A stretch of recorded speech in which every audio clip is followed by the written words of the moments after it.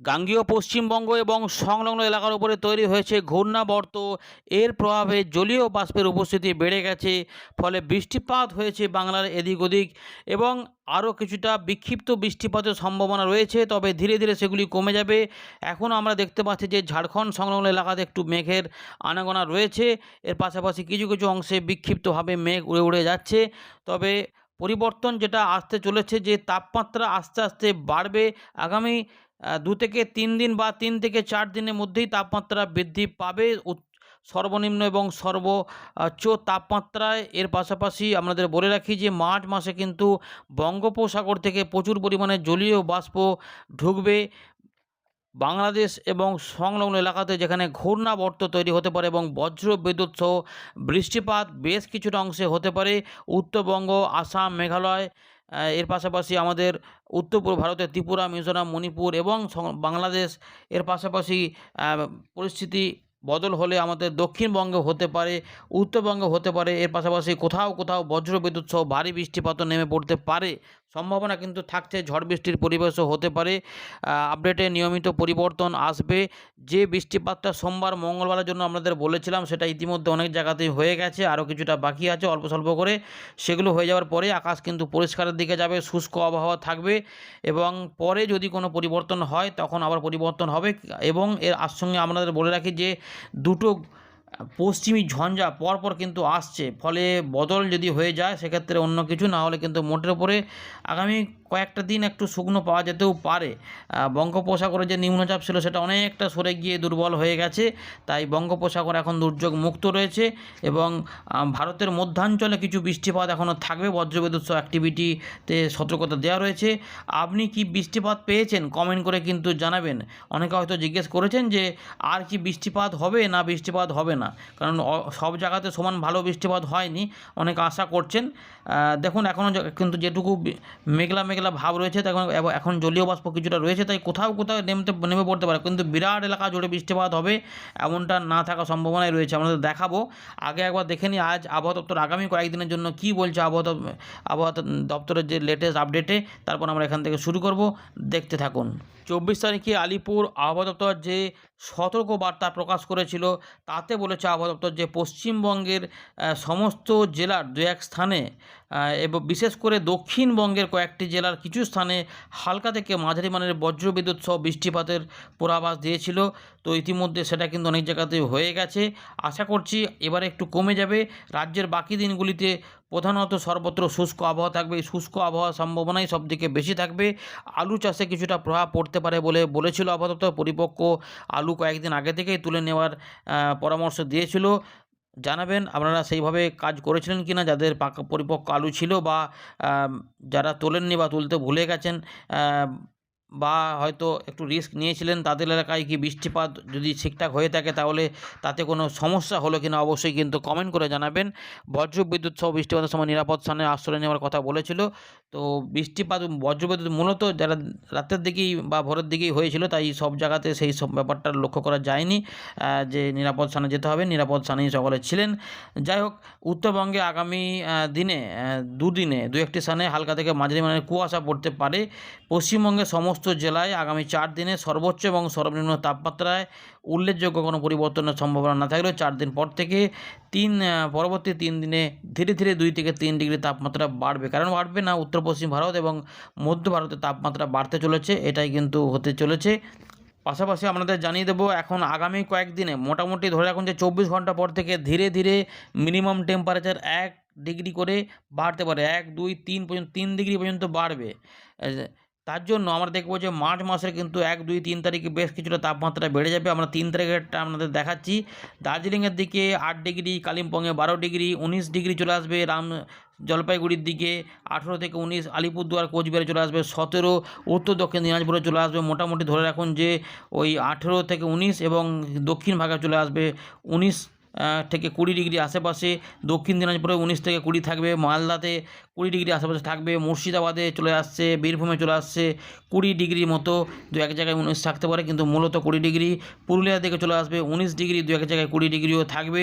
আসানসোল, দুর্গাপুর এই অঞ্চলটা অর্থাৎ পশ্চিম বর্ধমানে থাকবে 20 ডিগ্রি, পূর্ব বর্ধমানে 19 ডিগ্রি থাকলেও বেশ কিছু অংশে 20 ডিগ্রি থাকবে, নদিয়ার দিকে 20 ডিগ্রি থাকবে, অশোকনগরের দিকে 21 ডিগ্রি থাকলেও দু এক জায়গায় 22 ডিগ্রিও হতে পারে।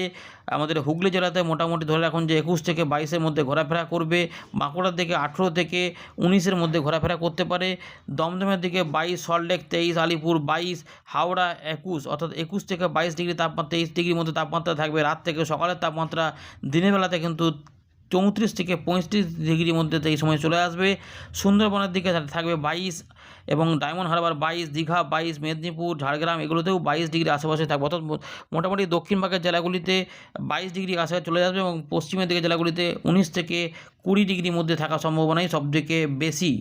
এবারে দেখে নেব যে 24 তারিখে সন্ধ্যেবেলায় ভারতীয় মৌসুম ভবন কী আপডেট দিয়েছে। তো ইতিমধ্যে আবহাওয়া দপ্তর জানাচ্ছে যে আন্দামান নিকোবর দ্বীপপুঞ্জে 25 তারিখ পর্যন্ত বৃষ্টিপাত, ঝোড়ো হাওয়া থাকবে, কারণ ওই দিকে নিম্নচাপটি সরে গেছে। এর পাশাপাশি 24 তারিখ পর্যন্ত ঝাড়খণ্ড, গাঙ্গেয় পশ্চিমবঙ্গ, উড়িষ্যাতে বজ্রবিদ্যুৎ সহ ঝোড়ো হাওয়া সমেত বৃষ্টিপাতের পূর্বাভাস দিয়েছিল, এরপরে কিন্তু কিছু বলেন। সুতরাং 25 তারিখ থেকে আশা করা যাচ্ছে বৃষ্টিপাত সেভাবে আর কিছু হবে না।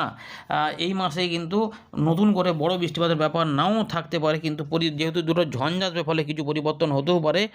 জলীয় বাষ্পকে কাজে লাগিয়ে সেগুলো আস্তে আস্তে প্রকাশ পাবে, নিয়মিত নজর রাখবেন।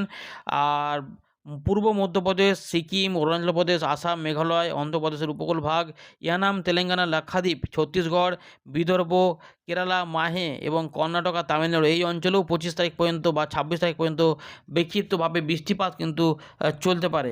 এর পাশাপাশি জম্মু কাশ্মীর, হিমাচল প্রদেশ, উত্তরাখণ্ড 27 এবং 28 তারিখে নতুন করে ঝঞ্ঝার প্রভাবে বৃষ্টিপাত, তুষারপাত হতে পারে। ঘন কুয়াশা পাঞ্জাব এবং উড়িষ্যার দিকে 25 তারিখ পর্যন্ত দেখা যাবে। তাপমাত্রা যেহেতু বাড়বে, এখানে বলা হচ্ছে যে উত্তর পশ্চিম ভারতে আগামী 7 দিনে 2 থেকে 3 ডিগ্রি তাপমাত্রা বাড়বে এবং স্বাভাবিকের থেকে বেশি থাকবে 3 থেকে 5 ডিগ্রি। উত্তর পশ্চিম ভারতে এমনটা হতে পারে। এর পাশাপাশি বলছে যে পূর্ব ভারত এবং মধ্য ভারতে আগামী 4 দিনের মধ্যে 2 থেকে 3 ডিগ্রি তাপমাত্রা বাড়তে পারে, এমনটা জানাচ্ছে ভারতীয় মৌসুম ভবন। আলিপুর আবহাওয়া দপ্তর জানিয়েছে বাড়বে, এমনটা কিন্তু রয়েছে। সুতরাং বুঝতে পারছেন যে তাপমাত্রা বৃদ্ধির ইঙ্গিত দিয়ে দিচ্ছে। সুতরাং এছাড়া ওয়েদার সিস্টেম দেখাবো। লো প্রেশার এরিয়া ইতিমধ্যে দক্ষিণ পূর্ব বঙ্গোপসাগরে অবস্থান করছিল, সেটি এবারে কী অবস্থা সেটি বলছে যে আরেকটু মুভ করবে পূর্ব দিক বরাবর, তারপরে আগামী 24 ঘন্টার মধ্যে শক্তি ক্ষয় করে ফেলবে বা এরকমই বলা হচ্ছে। এবং উত্তর পূর্ব আসাম এবং সংলগ্ন এলাকাতে একটি ঘূর্ণাবর্ত অবস্থান করার পাশাপাশি গাঙ্গীয় পশ্চিমবঙ্গ এবং সংলগ্ন উত্তর উড়িষ্যার উপকূলে যে একটি ঘূর্ণাবর্ত অবস্থান করছিল সেটাও কিন্তু এখনও রয়েছে বলছে। উত্তর পূর্ব আরবিয়ান সি এবং ওইদিকে একটা ঘূর্ণাবর্তর পাশাপাশি আর এখানে নতুন খবর রয়েছে যে 27শে ফেব্রুয়ারি হিমালয়ের পশ্চিম ভাগে এবং 2রা মার্চ হিমালয়ের পশ্চিম ভাগে পরপর দুটো পশ্চিমী ঝঞ্ঝা এভেট করবে। 27 তারিখের পর 2 তারিখে দুটো পশ্চিমী ঝঞ্ঝা আসছে, এমনটা জানিয়েছে ভারতীয় মৌসুম ভবন। ইতিমধ্যে দেখুন এই অঞ্চলগুলিতে সতর্কতা দেওয়া ছিল যেখানে বজ্রবিদ্যুৎ সহ বৃষ্টিপাত হতে পারে। কিছু কিছু অংশে যখন আমরা আপনাদের আপডেট দেখাচ্ছি তখন হয়তো কিছু কিছু অংশে বৃষ্টিপাত চালু রয়েছে, কিন্তু বেশিরভাগ অংশে বৃষ্টিপাতগুলো অনেকটা কমের দিকে গেছে, অনেকে বৃষ্টিপাত পেয়ে গেছেন। পরের দিকে আমরা দেখতে পাচ্ছি আমাদের বাংলার দিকে আবহাওয়াতে কিন্তু শুষ্ক আবহাওয়া দেখা যেতে পারে এবং সেখানে বৃষ্টিপাতের কোনো ইঙ্গিত পাওয়া যাচ্ছে না। সুতরাং হালকা হালকা মেঘলা মেঘলা হলেও বৃষ্টিপাত নাও হতে পারে, এটা ধরে নিয়ে এগোতে হবে। তবে 26 তারিখ থেকে পুরোপুরি শুষ্ক আবহাওয়া পাওয়া যাওয়ার সম্ভাবনাই বেশি। এরপরে আবার ঝঞ্ঝা টঞ্ঝা এলে নতুন কিছু পরিবর্তন হলে আমরা জানতে পারবো। আপাতত এই রয়েছে ভারতীয় মৌসুম ভবনের আপডেটটা। এবার আমরা উইন্ডে দেখে বাকি বিষয়গুলোকে দেখাচ্ছি, দেখতে থাকুন।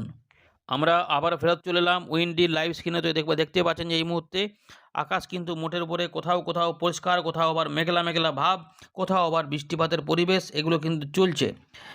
এগুলো কোথায় কোথায় আমরা দেখতে পাচ্ছি এই মুহূর্তে জুম করে দেখাচ্ছি। বৃষ্টিপাত দেখা যাচ্ছে দেওঘর এবং সংলগ্ন মালদার আশেপাশে, মালদার দিকে নয়, ওইদিকে যাচ্ছে মেঘ, ওখানে কিছু বজ্র সেল তৈরি হচ্ছে।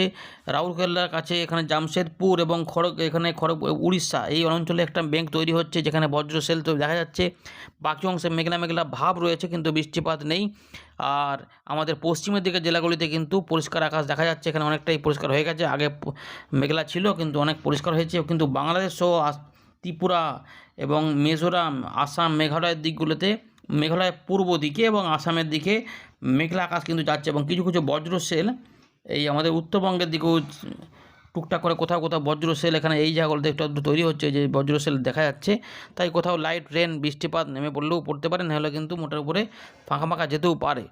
চলুন আগামী কয়েকদিনে কীভাবে কী হবে সেটা দেখবো। আর কি বৃষ্টিপাত হবে, আর কি মেঘলা আকাশ হবে, একবার মেঘলা আকাশে ফেলে দিচ্ছি আমরা, দেখুন মেঘ হবে কি না। রাত থেকে সকালে কোথাও কোথাও একটু বৃষ্টিপাত থাকলেও পরের দিকে একটু কুয়াশা কুয়াশা বা ঝাপসা আকাশ থাকতে পারে।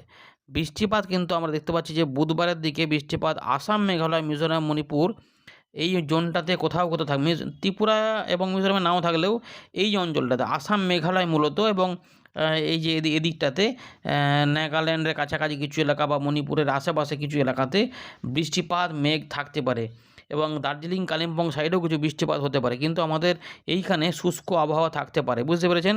26 তারিখে কিন্তু এই সমস্ত পরিবেশগুলো বদলে যাবে, দেখা যাচ্ছে বৃষ্টিপাতের পরিবেশ থাকবে না। এরপরে 1 তারিখের দিকে তাপমাত্রা বাড়বে, 2 তারিখেও বাড়বে, দেখা যাচ্ছে মনে হচ্ছে যেন বাড়বে দিনের তাপমাত্রা 5 থেকে 6, 6 থেকে 7। আচ্ছা 5 তারিখের দিকে প্রচণ্ড পরিমাণে কুয়াশা, তার মানে কিছু একটা জলীয় বাষ্প ঢুকবে, এই যে জলীয় বাষ্প ঢুকবে 5-6 তারিখ, মার্চ মাসের 6 তারিখ থেকে 7 তারিখের দিকে দেখা যাচ্ছে যে বঙ্গোপসাগর থেকে প্রচুর জলীয় বাষ্পের উপস্থিতি আমাদের এখানে বেড়ে যাবে। তার মানে বুঝতে পারছেন, এবং এখানে কুয়াশা কুয়াশা ভাব দেখা যায়, মেঘলা আকাশ। এবং আমরা দেখতে পাচ্ছি 8 তারিখের দিকে বাংলাদেশ সহ উত্তর পূর্ব ভারত এবং উত্তরবঙ্গে বেশ কিছু অংশে মেঘলা আকাশ এবং বজ্রগর্ভ মেঘ তৈরি হতে পারে। হ্যাঁ, এখানে কিন্তু আমরা দেখতে পাচ্ছি বজ্র সেল তৈরি হতে পারে, সম্ভবত বজ্র সেল তৈরি হতে পারে, বা এখানে শুধুমাত্র বৃষ্টিপাত না, বজ্র সেলের থেকে বৃষ্টিপাতের পরিবেশটাই মনে হচ্ছে বেশি। হ্যাঁ দেখুন ভালো করে দেখে নিন, এখানে 6 তারিখের দিক পর্যন্ত আপাতত একটু ফাঁকা থাকতে পারে, জলীয় বাষ্প ঢুকবে কিন্তু ফাঁকা থাকতে পারে। 7 তারিখ থেকে উত্তর পূর্ব ভারতের আসাম, মেঘালয়ের দিকে কিছু বৃষ্টিপাত ঢুকতে পারে। 8 তারিখের দিকে এই পরিবেশটা ছড়াতে পারে।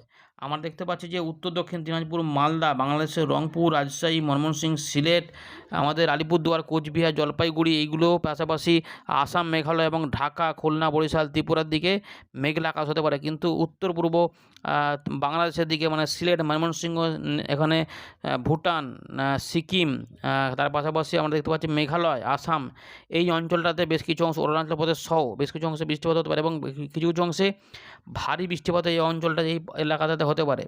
বুঝতে পারছেন, চটক বাজার থেকে জানিতপুর, এদিকে জাকিগঞ্জ, এদিকগুলোতে এই সাইডগুলোতে বৃষ্টিপাত কিন্তু বাড়তে পারে, বুঝতে পারছেন। তো এই মুহূর্তে কিন্তু আমরা দেখতে পাচ্ছি ওইদিকে হলেও দক্ষিণবঙ্গে, আমাদের পশ্চিমবঙ্গে, দক্ষিণবঙ্গে নেই, ওইদিকে ভারী বৃষ্টিপাতও হতে পারে। অর্থাৎ মার্চ মাসে কিন্তু দক্ষিণ আসামের দিকে ভারী বৃষ্টিপাতও হতে পারে, হাবলং, লুমডিং ওইদিকেও বৃষ্টিপাত যাবে, শিলচরের দিকেও বৃষ্টিপাত যেতে পারে, আসাম, মেঘালয়ের দিকে বৃষ্টিপাতের পাশাপাশি আলিপুরদুয়ার, কোচবিহারের দিকেও বৃষ্টিপাত থাকতে পারে, 9-10 এই পর্যন্তও বৃষ্টি হতে থাকে।